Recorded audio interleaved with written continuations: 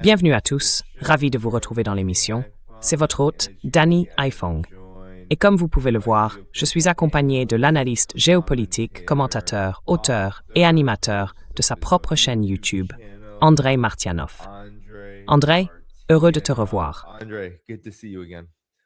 Avec plaisir. Bien sûr, oui.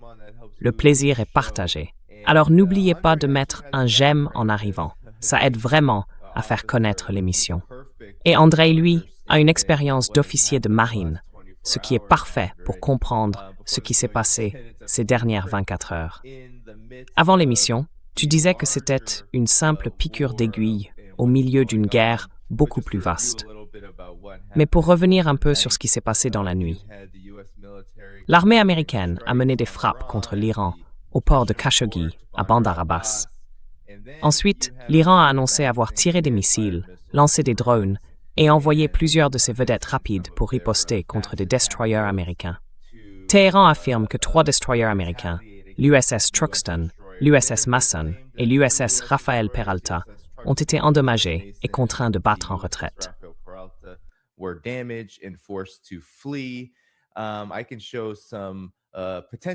Je peux montrer quelques éléments de preuve possibles à ce sujet, tirés du radar satellite. Les États-Unis ont nié tout cela, et Trump a déclaré que tout allait bien, qu'il ne s'était rien passé d'anormal avec ses destroyers.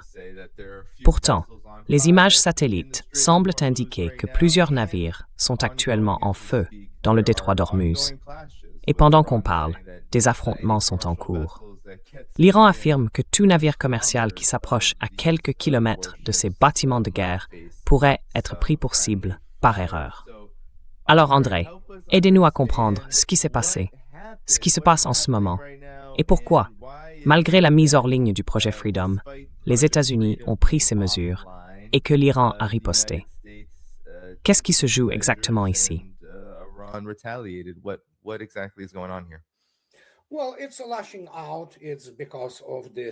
Eh bien, c'est une réaction de colère.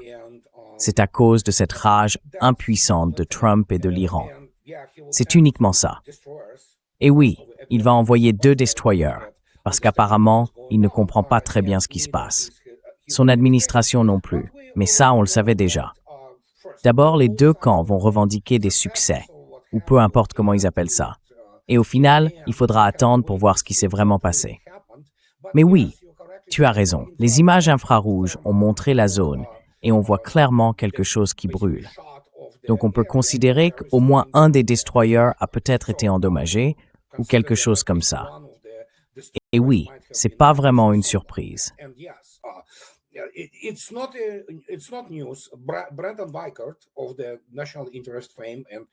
Brandon Weichert, du magazine The National Interest, que je connais personnellement, a déjà expliqué que la marine américaine essaie en fait d'utiliser toutes les excuses possibles pour ne pas exécuter les ordres insensés de l'administration Trump. Parce qu'en réalité, oui, une fois qu'on entre dans la zone de tir, à partir de là, le modèle de salve s'enclenche. Et il faut bien comprendre que l'Iran ne cherche pas forcément à toucher quelqu'un, mais plutôt à tenir les bâtiments de la marine américaine à distance des eaux territoriales et de la zone économique là-bas. Et c'est à peu près tout. Est-ce qu'ils ont touché quelque chose? C'est tout à fait possible. Donc on ne le saura pas avant un moment. Mais oui, comme vous l'avez justement dit, voilà ce qu'on a pour l'instant, et les images thermiques montrent effectivement des foyers d'incendie. Est-ce que ça pourrait être 1 ou 2 destroyers américains? C'est tout à fait possible.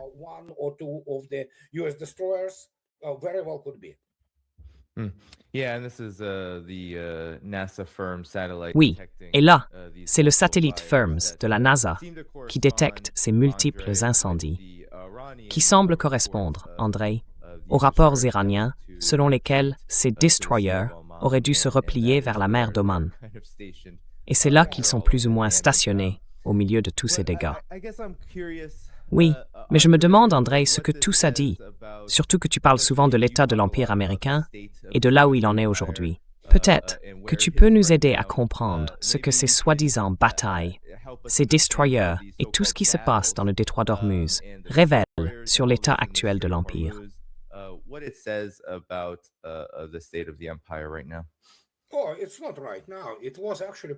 Oh, c'est pas quelque chose de récent. En fait, ça va plutôt mal depuis longtemps. Ce n'est pas nouveau. J'ai écrit 4 livres là-dessus. Et encore une fois, je travaille sur ce sujet depuis, presque 2 décennies maintenant. Le problème, c'est que si on regarde le bilan militaire des États-Unis, eh bien, l'Amérique perd ses guerres. Elle les perd sur le plan technologique. Elle les perd évidemment sur le plan politique. Mais il faut bien comprendre que les guerres se gagnent au niveau opérationnel et stratégique. Tous ces petits détails tactiques, du genre « on a lancé ça et quelque chose est revenu », oui, c'est important. Ne vous méprenez pas. Abmada.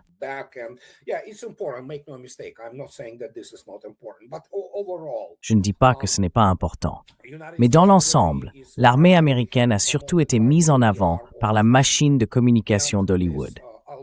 Et ce moment à la Al Bundy, vous savez, les 4 touchdowns marqués au lycée de Polk High, dans un match de football américain, eh bien, quand ils ont écrasé l'armée de Saddam, qui était complètement désorganisée, sous-financée, mal équipée et à moitié analphabète. Mon Dieu, quelle victoire, dans des conditions idéales. Et après ça, bien sûr, on ne peut pas oublier la grande victoire contre la Grenade. C'était le gassing. Donc là-bas, on a des gens qui sont incompétents, aussi bien sur le plan politique que militaire.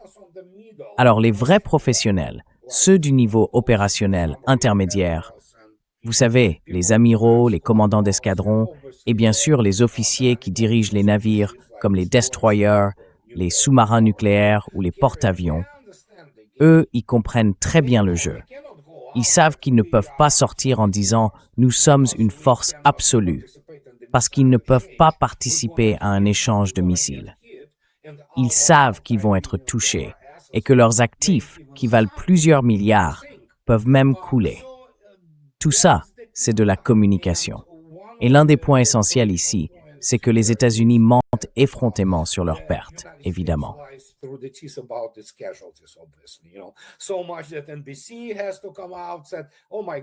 À tel point que NBC a dû sortir un reportage en disant « Oh mon Dieu, ces 13 bases ont pratiquement disparu. » Les États-Unis ont été expulsés du Moyen-Orient.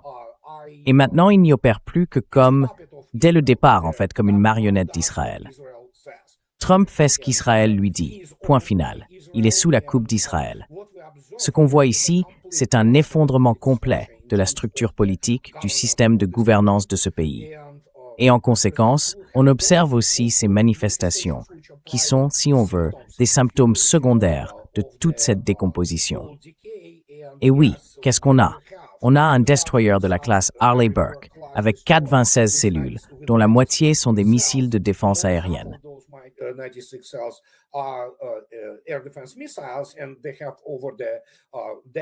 Et sur le pont, évidemment, ils ont les Sea Sparrow, enfin les Sea Ram, des missiles, donc des missiles de défense aérienne. Et ils ont aussi des TELAM, les missiles de croisière Tomahawk pour les frappes au sol. Ils ont probablement déjà tiré la plupart de leurs TELAM. Et maintenant, tout ce qu'ils peuvent faire, c'est rester là, en espérant pouvoir intercepter quelque chose. Et apparemment, si on en croit encore une fois cette image thermique, oui, on peut penser que quelque chose a été touché à cet endroit. Et là, on ne parle pas de pétroliers civils qui, eux, sont parfois visés. On a sans doute affaire à une situation un peu étrange, quelque chose de difficile à expliquer. D'ailleurs, récemment, l'USS Higgins a aussi, pour une raison inconnue, pris feu.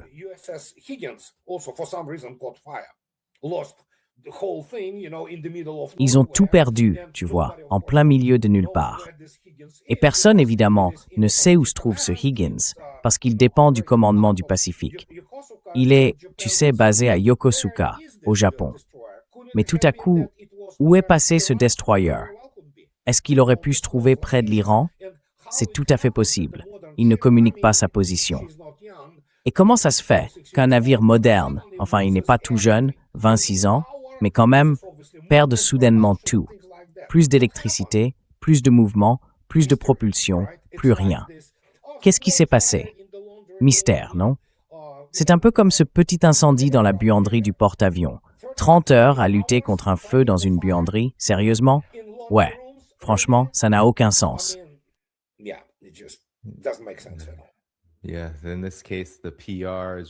Oui. Dans ce cas, la communication, comme tu l'as dit, ne fonctionne plus aussi bien qu'avant non plus, André. Aide-nous à comprendre pourquoi. Tu sais, CNN a appelé ça la flotte des moustiques. Tu as dit que les États-Unis avaient perdu sur le plan stratégique dans cette guerre et que ce qu'on voit maintenant, ces batailles navales en cours, en est une manifestation. De quoi s'agit-il exactement? Comment faut-il comprendre cette flotte des moustiques, ces petits bateaux d'attaque rapides que l'Iran déploie dans le cadre de son arsenal naval? Qu'est-ce que c'est? Comment ça fonctionne? Et comment ces embarcations posent problème aux forces navales américaines dans la région?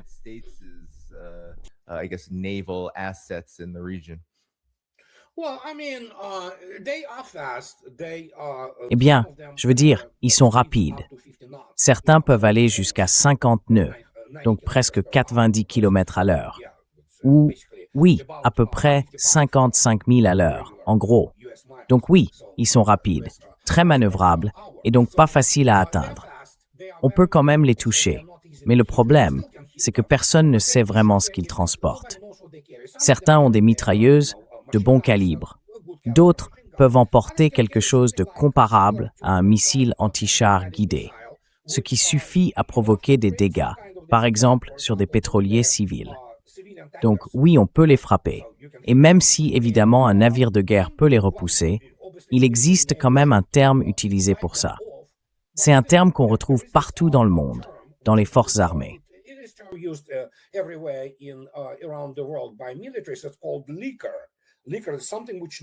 On appelle ça un leaker.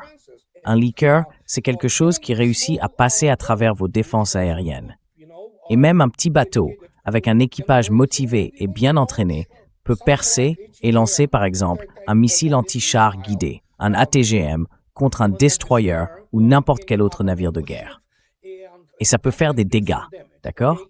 Le navire ne va pas couler, mais ça peut créer une situation très désagréable, avec des morts ou des blessés parmi le personnel à bord.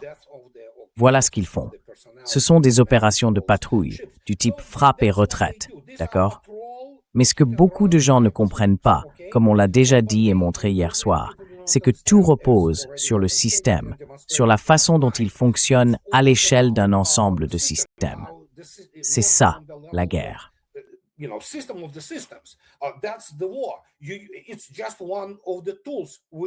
C'est juste un des outils que l'Iran utilise. L'outil principal de l'Iran, bien sûr, ce sont les missiles anti-navires.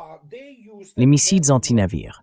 Ils ont utilisé, apparemment, d'après ce qu'on a vu au moins sur les lancements diffusés par la télévision iranienne.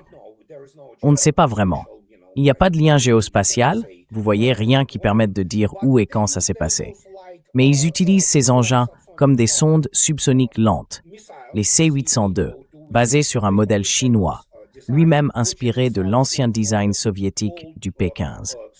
Mais bon, ce sont des missiles légers. Les P-15 étaient beaucoup plus lourds. Donc oui, ils peuvent faire des dégâts, évidemment. Ils ne vont pas couler un navire, sauf s'ils provoquent un incendie incontrôlable. Dans ce cas, le navire est perdu. Et même là, il peut encore rester à flot. Mais tout ça repose sur ce qu'on appelle le modèle de salve.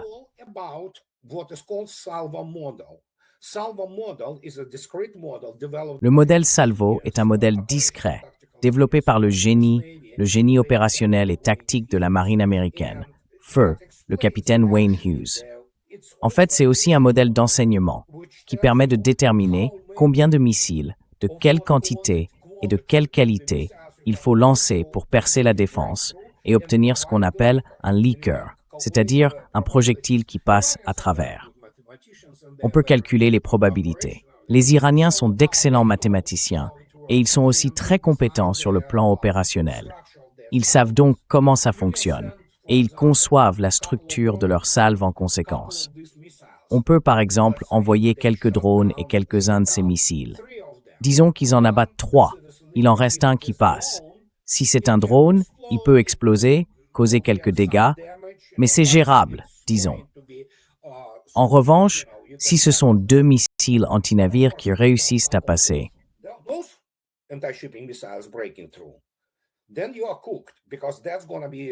dans ce cas-là, vous êtes fichu parce que les dégâts seront tels qu'il faudra mobiliser la plupart de l'équipage pour réparer. Et vous serez en gros mis hors service, si on peut dire, ou en tout cas incapable de participer à une quelconque opération sur le terrain. Donc, tout dépend. Il y a énormément de facteurs qui entrent en jeu. La formation des équipages, les probabilités de bon fonctionnement des moyens techniques, comme le radar ou les autres systèmes de détection, et bien sûr, la capacité à calculer les solutions de tir contre tout ce qui arrive en vol. Il faut donc attendre et voir ce qui s'est réellement passé. Mais selon la taille de la salve, et si l'on considère, disons-le franchement, la défense aérienne américaine pas vraiment brillante, comme on l'a vu de l'Ukraine jusqu'au Moyen-Orient.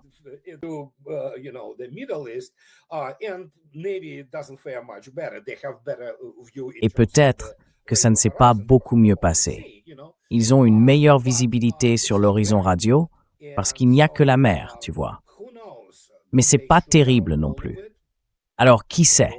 Est-ce qu'ils ont tout abattu ou est-ce qu'il y a eu 1 ou 2 fuites? C'est tout à fait possible que la fuite, pour ainsi dire, ce qui passe à travers le mur de défense aérienne, ait bien eu lieu. Donc oui, ça pourrait être le cas. Et oui, apparemment, ils sont partis. Le fait que ces destroyers aient quitté leur zone, ça veut dire quelque chose. Mais encore une fois, regardez les gens de l'administration Trump.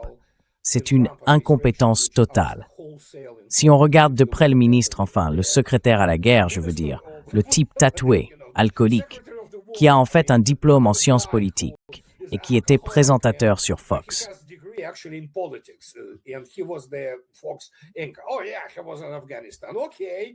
Ah oui, il était en Afghanistan, d'accord. Il est passé par le programme ROTC, tout ce qu'on y apprend, enfin bref. Alors si on regarde ça, bon sang, on a le général Kane, chef d'état-major interarmé. C'est un pilote, d'accord? Et les pilotes américains, franchement, ils ne maîtrisent pas vraiment les opérations interarmes, encore moins le reste, vous voyez. Donc voilà, c'est ce qu'on obtient. Et comme je l'ai déjà dit, il faut attendre et voir. On connaît le cadre général. Mais, comme je l'ai déjà dit, si vous me demandiez de jouer les Cassandres, je dirais que la probabilité qu'ils touchent au moins un destroyer est assez élevée. Je dirais autour de 70 à 75%.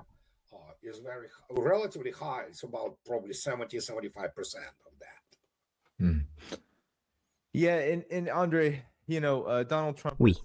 Et André, tu sais, Donald Trump a déclaré que tout cela ne signifiait pas une reprise de la guerre, que le cessez-le-feu restait bel et bien en vigueur, et que l'Iran ferait mieux d'accepter l'accord. Sinon, la situation deviendrait bien pire pour lui. Mais l'Iran, dans ses paroles comme dans ses actes, ne donne pas vraiment l'impression de prendre ces menaces au sérieux. En fait, l'Iran a clairement affirmé que le cessez-le-feu avait été violé depuis longtemps. Mais peut-être que tu peux aussi nous aider à comprendre une autre chose. Les Émirats arabes unis sont désormais passés au premier plan dans ce conflit. Ils sont toujours engagés. On peut parler d'affrontements, mais l'Iran tire sur les Émirats arabes unis. Les Émirats disent que leurs défenses aériennes ont été activées près de l'aéroport de Dubaï. On voit une colonne de fumée à cause des attaques de missiles et de drones, peu nombreuses, mais qui semblent surtout être un message de la part de l'Iran, plutôt qu'une vraie volonté d'escalade totale. Mais peut-être pouvez-vous nous aider à comprendre pourquoi, en ce moment, les Émirats arabes unis se retrouvent en première ligne de cette guerre. Comment cela peut-il avoir du sens, surtout du point de vue stratégique des États-Unis, dans le contexte de ce conflit? Je suis curieux d'avoir votre avis là-dessus.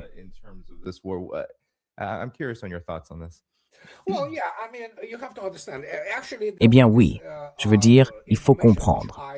En fait, les dernières informations que j'ai vérifiées avant de venir ici indiquent que l'Égypte a envoyé ses rafales, quelle qu'en soit la raison, pour participer aussi. Les Arabes n'aiment pas les chiites. Le monde arabe sunnite et surtout ses gouvernements est complètement corrompu.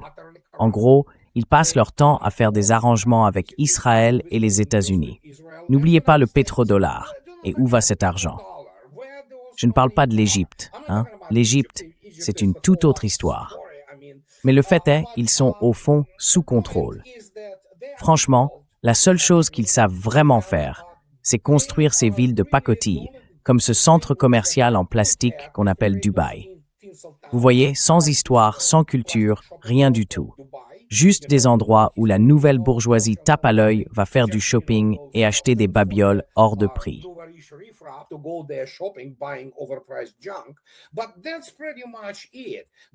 Mais c'est à peu près tout. C'est la seule chose qu'ils font. Et encore une fois, n'oubliez pas, ils ne savent pas travailler au Moyen-Orient. Je parle de ces élites. Si vous regardez les Émirats arabes unis, le Qatar ou d'autres, c'est du travail d'esclaves. Ils utilisent de la main-d'œuvre venue du Bangladesh, d'Inde, du Pakistan, peu importe. Et oui, ces gens-là sont littéralement des esclaves. Ce sont eux qui construisent ces infrastructures, qu'ils revendent ensuite à des imbéciles en Europe ou aux États-Unis, des gens qui ont un peu d'argent. Ils y vont juste pour se donner bonne conscience, pour parader et exhiber leur richesse. Et c'est tout. Il n'y a rien derrière. Même en ce qui concerne l'extraction et le développement, ou ce qu'ils ont en matière de gaz et de pétrole, ils produisent un peu, comme le Qatar par exemple. Enfin, je crois, je peux me tromper.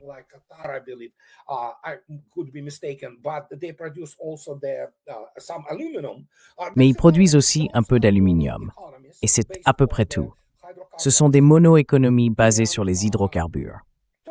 Et puis il y a le tourisme, cette image idiote qu'ils vendent encore et encore à ces gens très peu cultivés, très primitifs, qui ont de l'argent venu de je ne sais où, des stock options ou autre chose. Voilà, c'est ça la réalité. Et maintenant, ils commencent à comprendre. Il faut bien voir ce qui s'est passé à Dubaï. Le Wall Street Journal a rapporté hier que le taux d'occupation des hôtels à Dubaï tourne autour de 10%. C'est une catastrophe. Alors évidemment, ils sont furieux. Et bien sûr, ils jouent avec leur papa, les États-Unis, parce que ce sont les États-Unis qui contrôlent leur argent. Une partie est à Londres, le reste est aux États-Unis, et c'est là-bas qu'ils en disposent.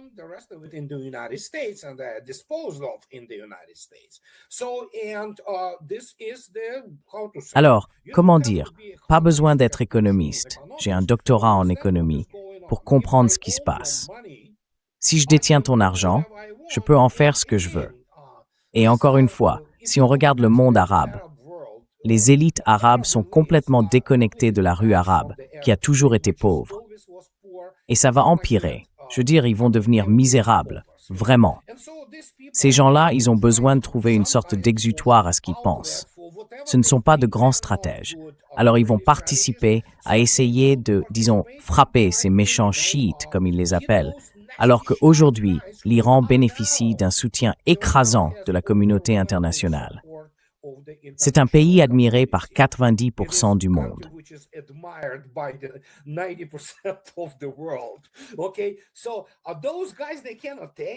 Ces types-là, ils supportent pas ça. La seule chose qu'ils peuvent vendre, encore une fois, c'est des trucs hors de prix, fabriqués en Chine, qu'ils appellent Louis Vuitton. Vous voyez de quoi je parle. Vendez ces Lamborghini qu'on ne peut de toute façon pas conduire dans des conditions normales. Voilà, c'est tout ce qu'ils ont. Rien derrière, juste ça. Et quand on regarde ce qui se passe à Dubaï, avec le secteur du tourisme qui est mort, évidemment qu'ils sont en colère, évidemment qu'ils sont frustrés. Alors ils vont essayer de briser ce qu'ils croient être un blocus. Mais il faut bien comprendre une chose, les armées arabes sont pathétiques. Elles l'ont toujours été.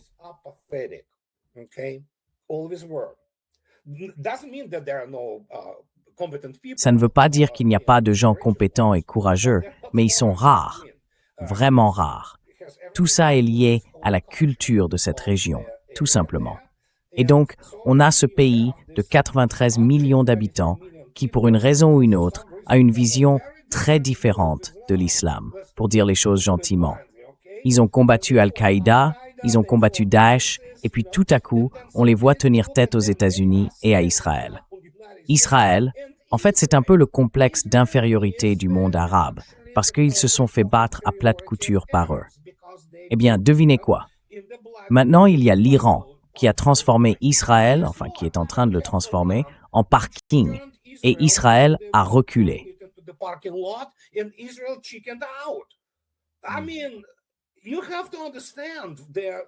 Je veux dire, il faut comprendre l'impact moral, social et culturel de tout ça.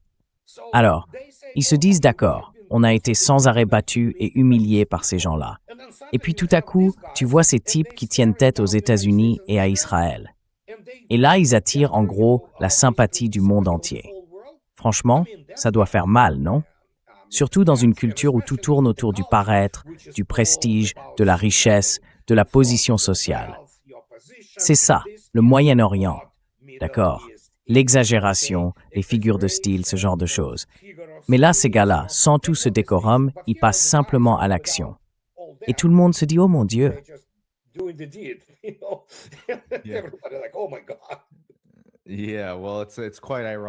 Oui, c'est assez ironique, non? Il fut un temps où beaucoup de gens, un peu partout dans le monde, n'auraient même pas su situer l'Iran sur une carte. Et maintenant, on a l'impression que cette guerre a presque, ou du moins, mis beaucoup de ces monarchies du Golfe en danger d'être effacées de la carte, pour ainsi dire. Oui, tout à fait. C'est bien ça. Dubaï, c'est fini. Beaucoup de gens ne comprennent pas. Dubaï, c'est terminé. La dernière personne qui partira, qu'elle n'oublie pas d'éteindre la lumière. D'accord? Parce que beaucoup ne réalisent pas ce qui s'est passé. Et les répercussions, les conséquences sont énormes. Encore une fois, au moment où les États-Unis se sont retirés, cessant de se cacher derrière leurs supplétifs qui ont été anéantis en Ukraine, les États-Unis ont été démilitarisés. C'est pour ça que l'Iran a eu autant de succès. Une fois qu'ils sont sortis de l'ombre, parce que d'habitude les États-Unis mènent leur guerre par procuration, c'était fini. L'Iran a pris les choses en main directement. Et voilà le résultat. Aujourd'hui, on a quoi? 13 bases dans les airs. Et on ne peut pas. C'est une bombe. Tout simplement.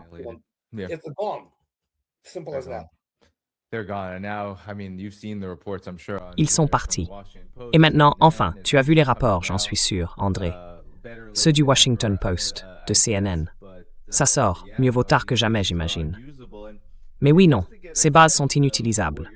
Et pour bien comprendre de quoi tu parles aussi, André, parce que j'avais justement rassemblé quelques sources là-dessus, pour illustrer la contradiction entre l'arrogance et la réalité.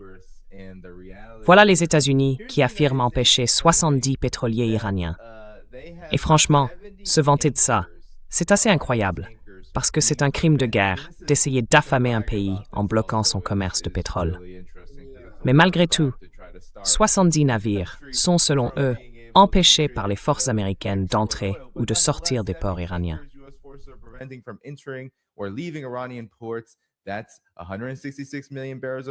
Ça représente 166 millions de barils de pétrole iranien pour une valeur de 13 milliards de dollars.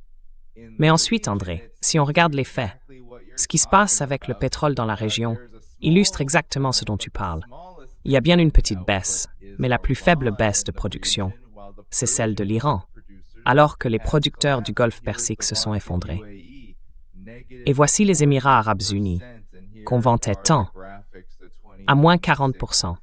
Regarde les graphiques, les résultats prévus pour 2026, la moyenne en barils par jour, et on voit cette courbe s'effondrer complètement depuis le début de la guerre, au cours du 3e mois. L'Iran, lui, est dans une situation différente. Oui, il a un peu reculé, mais il reste largement au-dessus de la moyenne des 5 dernières années. Et ça, forcément, ça fait mal. Parce que, oui, bien sûr.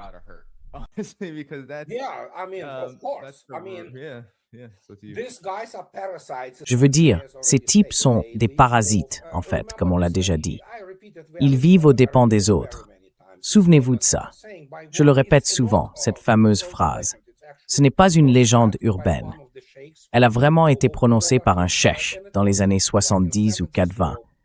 Il avait dit « Mon grand-père montait un chameau, moi je roule en Rolls-Royce, mon fils roulera en Rolls-Royce, mais mon petit-fils remontera un chameau. » Et c'est exactement ce qui se passe. Ce sont des mono-économistes. La seule chose qu'ils savent faire, c'est extraire, peut-être un peu transformer et vendre. C'est tout. Ces pays ne sont rien d'autre qu'un désert avec quelques puits de pétrole. Il n'y a rien d'intrinsèque là-dedans.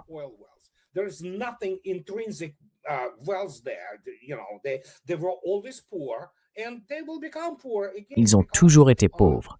Et ils redeviendront pauvres, parce que oui, l'Iran contrôle leur situation. Et ils ne vont pas y renoncer. Et tout ça, c'est à cause de ce type à la Maison-Blanche et de son administration, parce qu'ils sont sous l'influence d'Israël. Voilà ce qu'ils ont réussi à faire. Maintenant, l'Iran est devenu un acteur majeur, un géant dans la région. Ils ont déjà, bien sûr, des relations amicales avec Oman. Ils vont se partager, d'une manière ou d'une autre, ces profits énormes. Et voilà, c'est encore une guerre américaine que les États-Unis ont perdue. Et tout ce qu'il leur reste, ce sont des piqûres d'aiguilles. Parce qu'il faut bien le dire, les États-Unis ont épuisé leurs armes de dissuasion.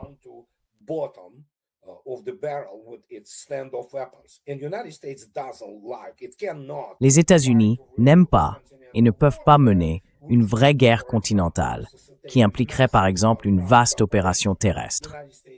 Les États-Unis n'ont ni l'expérience, ni la capacité de faire ça.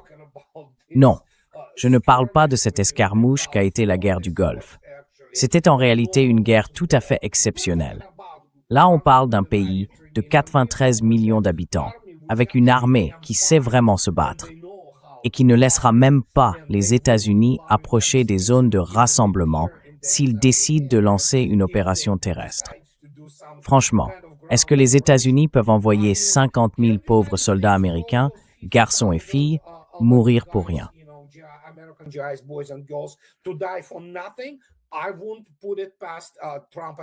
Je n'exclurais rien de la part de l'administration Trump, et pas à cause de... Tu vois ce que je veux dire? La seule raison pour laquelle il ne l'a pas fait, ce n'est pas seulement parce que certaines personnes au Pentagone lui ont dit que ce serait du suicide. Non, c'est surtout parce qu'il a peur. Il n'y a aucune morale là-dedans. Les masques sont tombés. On sait qui sont ces gens. Ce sont des sociopathes et des criminels de guerre. Mais il a peur, parce qu'il sait très bien que ça va marcher. On sait déjà que les vraies pertes sont bien plus élevées.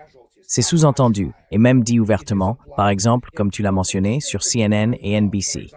Et donc, quand on en arrive à voir même des F-5 iraniens bombarder l'Iran. Des F-5 américains. Oui, tu peux peut-être en parler un peu. C'est un avion ancien, et pourtant, il continue à voler et à bombarder l'une des bases sans relâche. Voilà, tout est là. Mais encore une fois, que voulez-vous que je dise? Ils vont dissimuler les pertes réelles, parce que les États-Unis sont surtout doués pour les guerres de communication.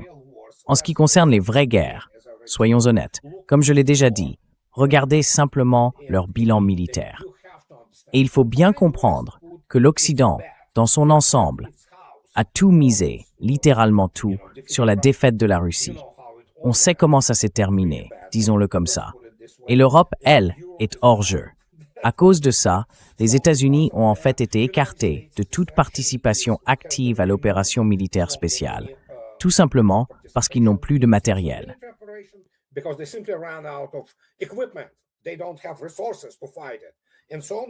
Ils n'ont pas les moyens de se battre contre ça. Et donc maintenant, on a l'Iran, et encore l'Iran. C'est un moment tectonique, historique. C'est la fin de l'Occident tel qu'on le connaît. Un événement qui arrive peut-être une fois tous les 1500 ans. C'est stupéfiant par son ampleur. Voilà ce qu'on est en train d'observer. Et tous ces petits détails, vous savez, du genre, on envoie un missile, on lance quelques tomahawks de plus, et il touche une sorte de cabane perdue au milieu du désert. Bon, d'accord, on se dit que tout va bien, que c'est fini, mais non. Le monde entier a vu ça. Le monde a déjà pris note.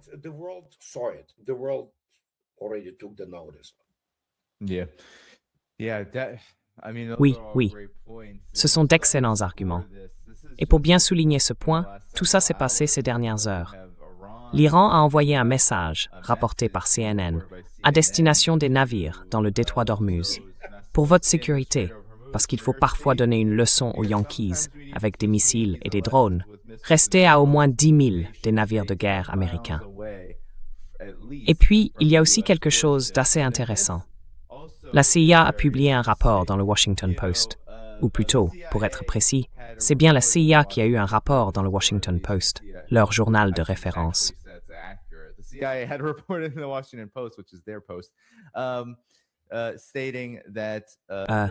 Il disait qu'ils étaient à environ 70% de leur capacité en missiles et en drones, l'Iran. Et puis Abbas Araghchi a répondu « Non, c'est faux. On n'est pas à 75%, on est à 120% de nos capacités militaires. » En gros, il voulait dire qu'ils n'avaient rien perdu, qu'ils avaient peut-être même gagné en puissance. Donc tu vois, ce que tu dis, Andrei, c'est qu'on est parti pour ça. Il semble que, quand les États-Unis perdent des guerres, ils ne s'en retirent pas forcément, mais ils changent clairement leur manière de les mener. Et toi, tu dis qu'on va sans doute voir des petites frappes, juste pour sauver la face.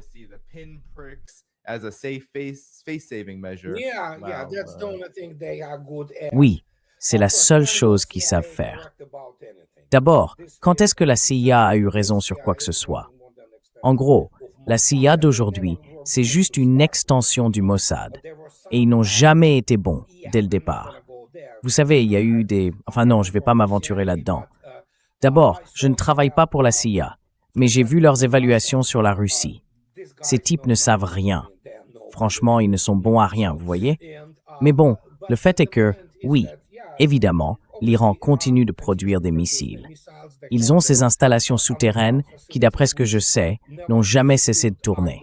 Donc ils continuent à en fabriquer. Et que voulez-vous que je dise? Les États-Unis vont s'attarder, pour une raison simple. Ils doivent sauver la face. Mais plus ils s'y accrochent, et ça, ils ne le comprennent pas.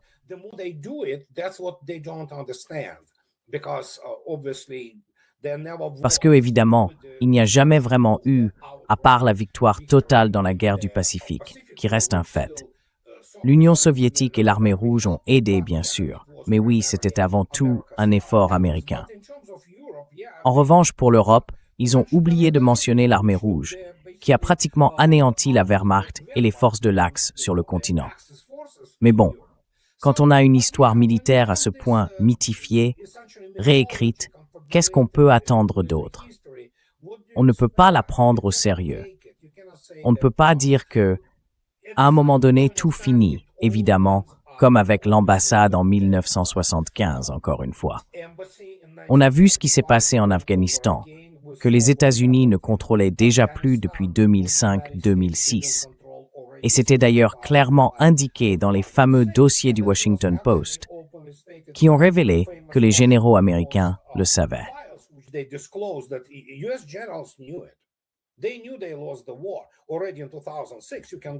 Ils savaient déjà qu'ils avaient perdu la guerre en 2006. Vous pouvez vérifier, tout est en ligne. Vous pouvez aller voir et lire ces messages. C'est la même chose ici. Et Brandon Weichert, lui aussi, a dit hier dans sa conversation que, oui, les commandants de la marine américaine essaient en gros d'ignorer les ordres de Trump parce qu'ils sont des professionnels de l'armée. Ils comprennent où se trouve le vrai danger et ce qu'ils peuvent ou non gérer. Donc, ils ne veulent pas mettre leur personnel ni leur navire en danger pour Israël. Ils ne sont pas tous des sionistes chrétiens. Il y a encore beaucoup de gens normaux parmi eux qui comprennent qu'ils n'ont pas envie, vous voyez, de mourir pour Netanyahou et sa bande de criminels de guerre. Voilà où on en est. C'est un désastre total pour les États-Unis. Et que voulez-vous que je dise? Comme je l'ai déjà dit, il n'y a pas de retour en arrière possible.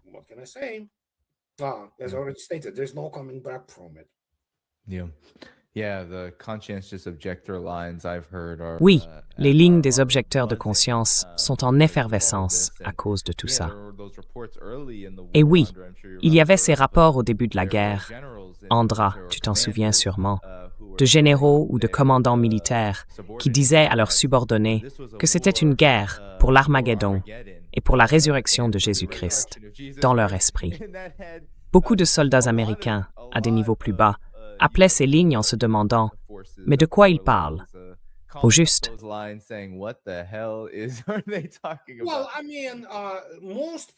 Eh bien, je veux dire, la plupart des gens dans cette administration Trump, ce ne sont pas vraiment des chrétiens. Ce type idiot, comment il s'appelle déjà, Pete Hapsen, lui non plus n'est pas chrétien. En gros, c'est ça le fond du problème. C'est ce que Tucker Carlson expliquait quand il parlait avec ce chef opérateur très connu, dont j'ai oublié le nom, mais c'était sur ce sujet-là. Ce sont des juifs talmudiques, enveloppés dans une rhétorique chrétienne. Ça n'a rien à voir avec le christianisme dans sa forme originelle. Ce sont des hérétiques. Et quand on les regarde, on voit bien que c'est en réalité une sorte de culte de la mort. C'est ce qu'ils sont. Il faut l'admettre. Ce sont des agents israéliens. Et si on y regarde de près, je l'ai déjà dit, vous pouvez me citer, je le répète depuis longtemps, les États-Unis n'ont plus de Congrès américain. Ils ont une Knesset 2.0. Washington, D.C. ne travaille pas pour les États-Unis ni pour le peuple américain. Ça travaille pour Israël, qui les tient complètement. D'accord? Et voilà ce qui se passe.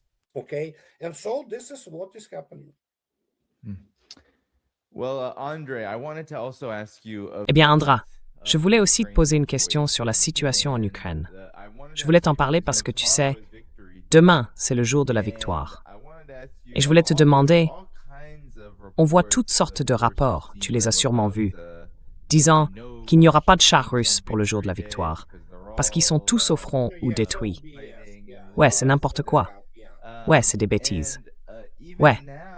Et même maintenant, il y a des rapports disant que l'Ukraine est en train de renverser la situation, malgré toutes les infos sur l'Iran et tout ce qui se passe là-bas.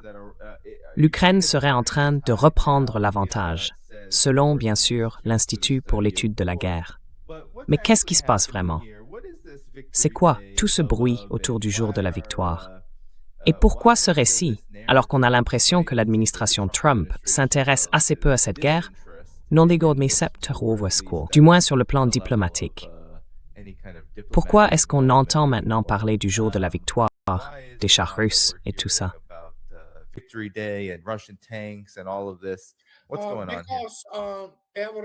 Qu'est-ce qui se passe ici? Parce que, soyons clairs, le journaliste occidental moyen, c'est un prostitué. Il n'a ni honneur, ni intégrité. Vous pouvez d'ailleurs lire la définition de la presse occidentale donnée par Hunter Thompson dans son livre « Las Vegas Parano ». Mais je ne vais pas citer ce passage, vous pouvez aller le chercher vous-même. Voilà qui ils sont. C'est une machine de propagande. Et quand on regarde l'Institut pour l'étude de la guerre, aucun d'entre eux, y compris leurs membres du Conseil, comme le général Keane, n'a la moindre idée de ce qu'est la vraie guerre. En général, les généraux américains ne comprennent pas la guerre, parce que d'abord, ils la perdent tout le temps, et ensuite, ils ne savent pas ce que sont des opérations interarmes à grande échelle sur le continent.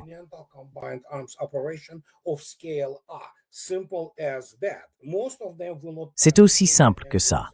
La plupart d'entre eux ne réussiraient même pas les examens d'entrée des académies militaires russes pour devenir ne serait-ce qu'un élève de première année. Ils n'ont tout simplement pas les compétences nécessaires. Sur le plan académique, opérationnel, stratégique, ils sont tout simplement incompétents. Et sur le plan technologique, c'est encore pire, parce que la plupart ne sont pas de vrais ingénieurs. Ils ne comprennent pas les bases de tout ça. Alors, qu'est-ce qu'ils font? L'Institut pour l'étude de la guerre, c'est l'opération des Kagan. C'est Victoria Nuland, Robert Kagan, du groupe du Nouveau Siècle américain, les néoconservateurs, les néocons. Bref, ce sont des gens frustrés, haineux, fanatiques.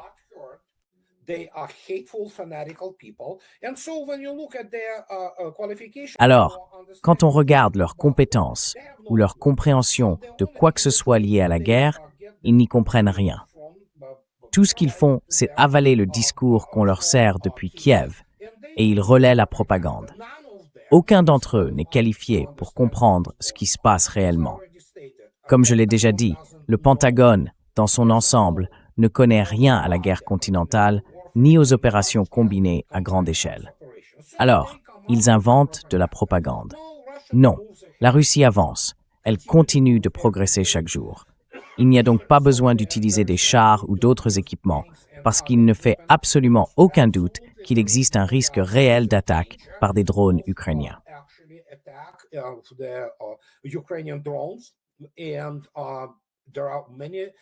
Et il y a de nombreuses cellules dormantes venues d'Ukraine, relevant de la direction principale du renseignement. Il n'est donc pas nécessaire d'exposer la population et surtout le matériel militaire à ce genre de risque médiatique. En gros, la célébration se fera surtout avec le personnel. Et puis, ce n'est pas un anniversaire marquant. L'an dernier, même si la situation restait dangereuse, il y avait, comme vous l'avez vu, un grand défilé militaire avec les équipements. Mais cette fois, les choses ont changé. Parce que, comme vous le savez, le ministère russe de la Défense et le ministère russe des Affaires étrangères ont publié des déclarations à ce sujet.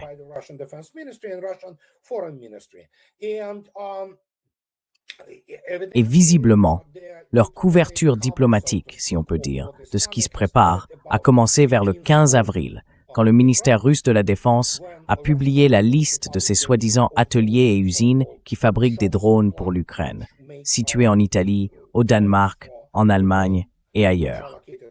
Alors que voulez-vous que je dise? Oui, ils sont alignés. C'est ce qu'ils font. Comme je l'ai déjà dit, si vous discutez avec quelqu'un de l'Institut pour l'étude de la guerre, ou de CNN ou de la BBC, assurez-vous que votre médecin vous prescrive une bonne cure d'antibiotiques, histoire de ne pas être contaminé et, vous savez, de ne pas mourir de toute cette saleté. Ce sont juste des déchets humains.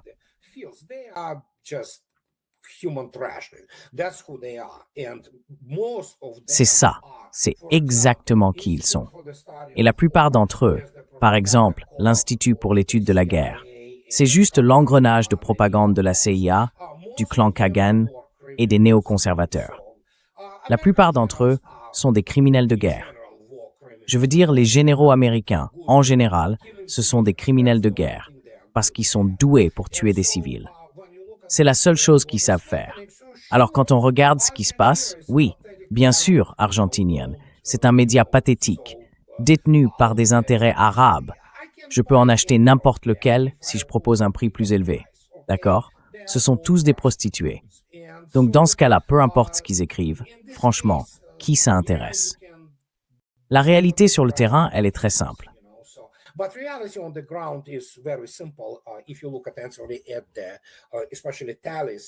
Si vous regardez sur tous les chiffres quotidiens, on parle d'environ 2,5 millions de morts au combat du côté ukrainien. Donc, au total, on est probablement entre 5,5 millions et 6,5 millions de pertes ukrainiennes.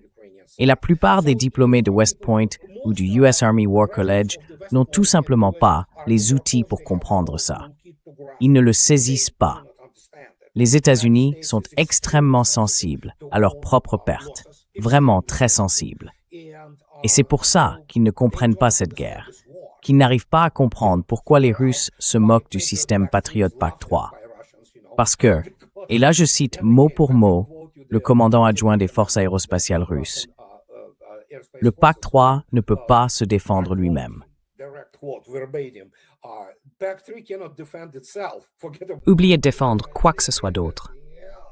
Et vous avez vu vous-même ce que l'Iran a fait aussi. Vous voyez, ils ont grandi avec ce truc hollywoodien, ces contes de fées écrits pour eux par des généraux vaincus de la Wehrmacht allemande, comme Manstein, Hauser ou Manteuffel. Ces gens-là disaient, oui, les États-Unis ont libéré l'Europe, mais en réalité, ce sont les Soviétiques qui ont détruit 85% des forces de l'Axe. Voilà. Et c'est ce genre de mentalité qu'on retrouve dans le corps des officiers américains. La plupart ne viennent pas des grandes académies militaires des États-Unis, qui d'ailleurs, sur le plan académique, n'arrivent pas au niveau des vraies académies russes. Non, ils passent par les programmes ROTC ou les écoles de formation d'officiers, où ils ne reçoivent pas une formation intellectuelle solide. Ils obtiennent leur commission, et voilà. Regardez M. Haifong. Alors devinez quoi?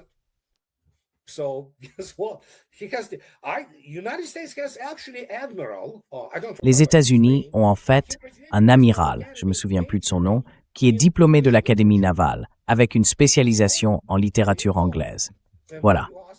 Et après, on se demande pourquoi ils peuvent croire à n'importe quelle absurdité qu'on leur sert. Ils se sont complètement grisés de leur propre propagande. Et puis tout à coup, ils ont compris ce qui se passait.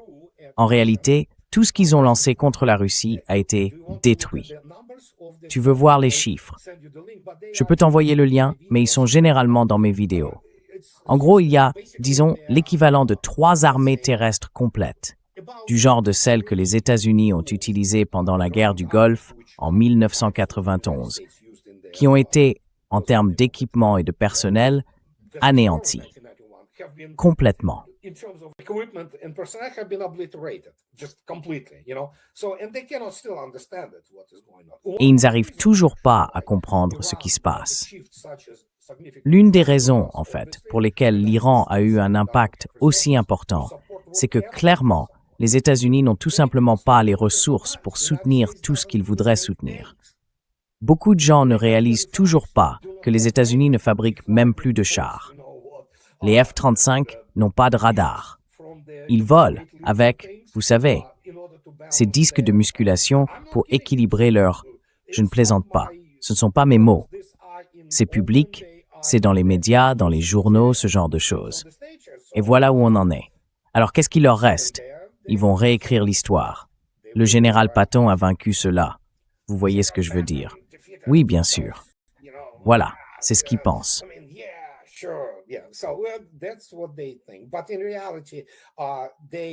Mais en réalité, ce sont le Pentagone et la CIA. Ils ont une peur bleue de voir défiler des cercueils recouverts, vous savez, de rouge, de blanc et de bleu. Parce que les États-Unis, la société américaine, ne savent pas ce qu'est vraiment la guerre. Mais une fois que les cercueils commencent à arriver, ils ont vu ce que ça donnait pendant la guerre du Vietnam. Et d'ailleurs, pendant cette guerre, les États-Unis faisaient surtout des bombardements. La plupart des combats étaient menés, comme vous le savez, par l'armée de la République du Vietnam, l'ARVN, qui a subi environ 1 400 000 pertes, dont plus de 350 000 morts.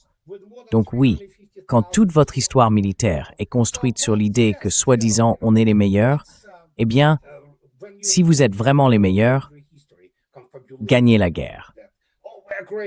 If you're greatest, win the war. Yeah. Great points. And, in the last 10 Oui, minutes or so, très bon point.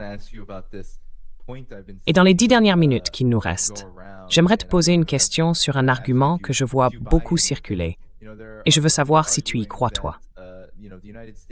Certains affirment que les États-Unis sont prêts à subir des pertes militaires si cela leur permet d'atteindre un objectif plus large. Par exemple, beaucoup disent qu'ils cherchent en réalité à prendre le contrôle des oléoducs, des gazoducs, des voies maritimes, des routes commerciales et tout ce qui s'y rattache. Depuis ce qui se passe en Asie de l'Ouest, dans le Golfe Persique, le détroit d'Ormuz, jusqu'au Venezuela.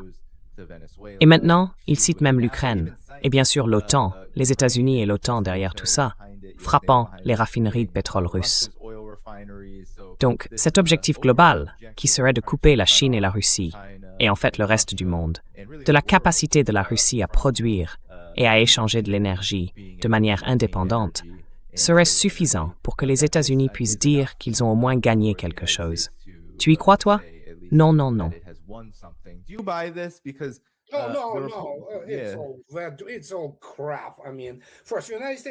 C'est n'importe quoi. Franchement, d'abord, les États-Unis n'ont pas les ressources. Ils n'ont pas la volonté politique, ni même l'expérience. Leur seule vraie expérience, c'est celle de la Seconde Guerre mondiale. Eisenhower, le dernier grand stratège américain, lui, il a mis fin à la guerre de Corée. Il a fait ce qu'il avait promis de faire. Il l'a arrêté, et il savait déjà à l'époque ce qui se passait. Non, vraiment, tout ça c'est du vent. Les États-Unis n'ont pas les ressources. Soyons honnêtes, militairement, c'est un tigre de papier. La seule chose qui distingue encore les États-Unis, c'est qu'ils possèdent le deuxième plus grand arsenal nucléaire. Mais même ça, c'est en train de devenir obsolète. Leur armée, c'est un héritage du passé, construit autour d'idées dépassées. Par exemple, une marine centrée sur les porte-avions. Et si on regarde, leur dissuasion nucléaire terrestre, c'est le Minuteman III. Bien sûr, il a été modernisé, modifié, Mais à la base, ce sont des missiles des années 60.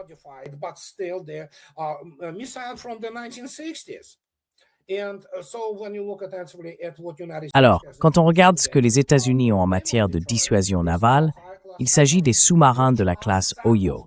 Certains d'entre eux sont bien connus, comme le célèbre USS Alabama, celui du film Crimson Tide. Eh bien, pour info, il a déjà 41 ans. Le plus jeune sous-marin de cette classe a 22 ans. Donc, la plupart de la flotte des Ohio commence à vieillir sérieusement. Et qu'est-ce qu'ils transportent?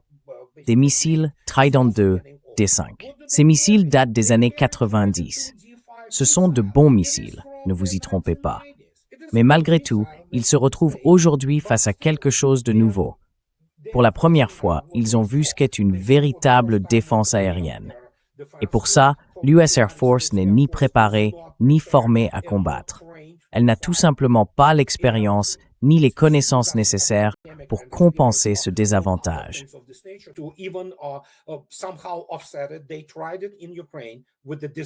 Ils ont essayé en Ukraine, et ça a été un désastre pour eux. Bien sûr, ça, ils ne le diront jamais aux États-Unis. Tout sera étouffé, parce qu'ils ont peur, parce que tout tourne autour de l'image. C'est du pur marketing. Maintenant, c'est fini, vous voyez. Alors, que voulez-vous que je dise? C'est juste triste, je le sais. Mais les États-Unis ne supportent pas leurs pertes. Ils ne sont pas préparés à ça. Et pour ceux qui veulent savoir, déjà en 2023, et qu'on ne s'y trompe pas, il reste encore des gens compétents dans l'armée américaine, par exemple dans les forces armées. Eh bien, dans la principale publication du Collège de guerre de l'armée américaine, qui s'appelle Parameters, un magazine très connu que je lis de temps en temps, pas toujours, mais régulièrement, les gens du TRADOC, le commandement de la formation et de la doctrine, qui d'ailleurs a été transformé en autre chose.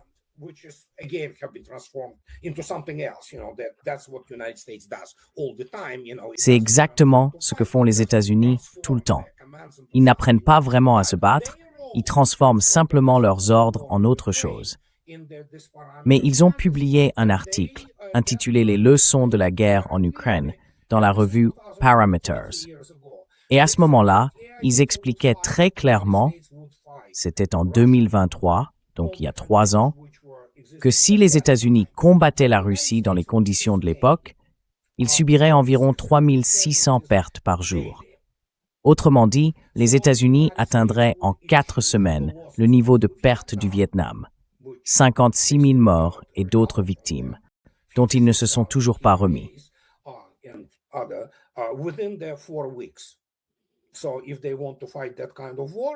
Alors, s'ils veulent mener ce genre de guerre, je ne pense pas que les États-Unis puissent supporter plus de 100 000 pertes avant que le pays n'explose à nouveau. Pour affronter la Russie, les États-Unis devraient en fait mobiliser leur économie, qui est aujourd'hui assez affaiblie. Ce n'est plus la superpuissance industrielle qu'ils étaient à l'époque de la guerre du Vietnam. Et il faudrait rétablir la conscription. Donc oui, s'ils veulent combattre la Russie, à quoi doivent-ils s'attendre? À des millions de pertes de leur côté. Si les États-Unis sont prêts à ça, j'en doute. Mais bon, que voulez-vous que je dise? Et encore une fois, il faut être un professionnel de l'armée pour comprendre tout ça. La plupart du temps, ce qu'on a, c'est Hollywood.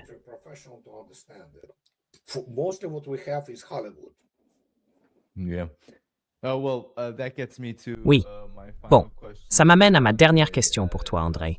Dans les 5 dernières minutes qu'il nous restent, parlons des frappes ou du ciblage des raffineries de pétrole russes. Qu'est-ce que c'est exactement? Est-ce que ça a un impact non seulement sur la guerre, mais aussi sur la Russie en général? Parce qu'on en entend parler tous les jours, vraiment. Oui, tu entends ça aussi. Alors, quelle est la réalité?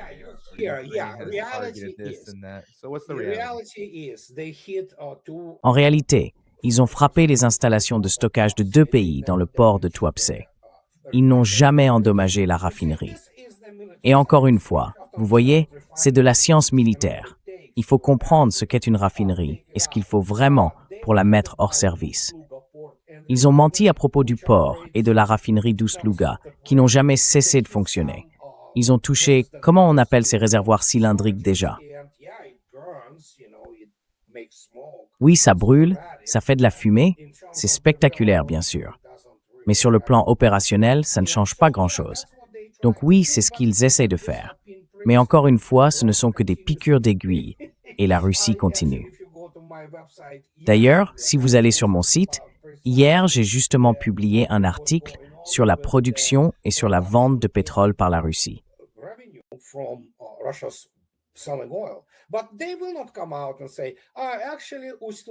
Mais ils ne vont pas sortir pour dire, en fait, le port d'Ust-Luga fonctionne normalement. Bien sûr que non. Ils vont dire, ah oui, ils ont touché ça, vous voyez? Oui, ils essaient. Ils réussiront peut-être à un moment donné, c'est possible. Mais pour faire quoi que ce soit, même si on parle d'une raffinerie, pas des installations portuaires, mais bien d'une raffinerie en activité, il faudrait une opération aérienne massive. Il faudrait, je ne sais pas, au moins une centaine de Tomahawk et ensuite finir le travail avec des JDAM. Là oui, probablement, vous pourriez causer des dégâts et il faudrait peut-être 1 an pour tout remettre en état. Mais encore une fois, on ne peut pas expliquer ça à des gens qui savent, comme le major général Robert Latif. Major General Robert Latif, DARPA, 20 years, PhD in physics. DARPA, 20 ans d'expérience, docteur en physique, rien de moins. Dans son excellent livre « L'avenir de la guerre », il écrit, je cite, « Tout ce que les Américains, qu'ils soient du public ou du monde politique, savent de la guerre vient essentiellement de l'industrie du divertissement. On ne peut pas expliquer à un idiot qu'un simple drone qui provoque encore, vous savez, quand on prend du pétrole brut et qu'on y déclenche un événement thermique, eh bien oui, ça s'enflamme. Ils ne comprennent pas de quoi ils parlent. Ce sont des incompétents, des amateurs, qui font surtout ce que les États-Unis ont toujours su faire, de la propagande, de la communication, et c'est tout. Donc ce dont je parle ici, c'est de la gestion des situations internationales et de l'équilibre des puissances.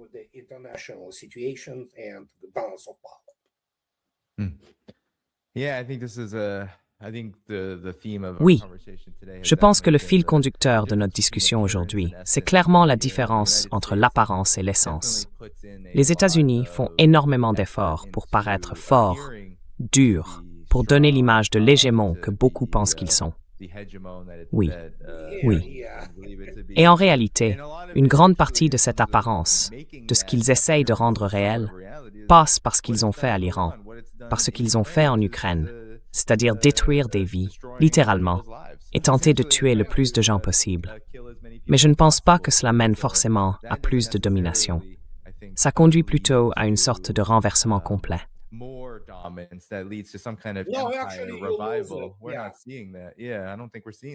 Non, on ne voit pas ça. Oui, je ne pense pas qu'on voit ça. Mais André, un dernier mot pour le public avant qu'on termine. Non, je crois qu'on a déjà abordé l'essentiel, tu sais. Et encore une fois, la science militaire, c'est difficile. C'est vraiment très sérieux, très complexe. Il faut connaître beaucoup de choses sur la théorie des probabilités, à un niveau bien plus poussé que ce qu'on apprend à l'école, tu vois. Et on ne parle même pas des tenseurs et de tout ce genre de choses qu'on étudie vraiment dans les vraies académies militaires, tu sais. Et puis l'histoire. Oui, avant de tirer des conclusions, il faut aller voir l'histoire telle qu'elle est. Ce qui n'est pas simple dans le monde occidental. Mais il existe encore des moyens de le faire.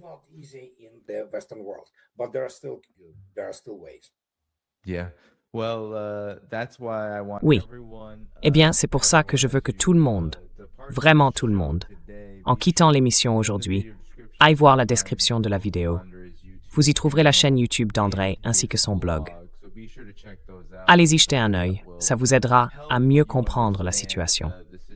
La science militaire, oui, c'est complexe. Et j'apprécie vos efforts. Merci à tous ceux qui sont devenus membres et à ceux qui ont envoyé des super chats. Je les affiche en direct, donc un grand merci à vous tous aujourd'hui. Avant de partir, pensez à cliquer sur « J'aime ». Ça aide à faire connaître l'émission pour que plus de monde entende ma conversation avec André. C'était vraiment un super moment et on le refera, André, c'est sûr. Donc tout le monde, cliquez sur « J'aime ». Dans la description, vous trouverez le travail d'André ainsi que tous les liens pour soutenir cette chaîne. Je serai de retour demain, je crois, à midi, heure de la côte Est, avec Stas Kropivnik, un ami que nous avons en commun. On fera le point à ce moment-là. D'ici là, prenez soin de vous et à bientôt. Then, until next time, everyone. Bye bye. Au revoir.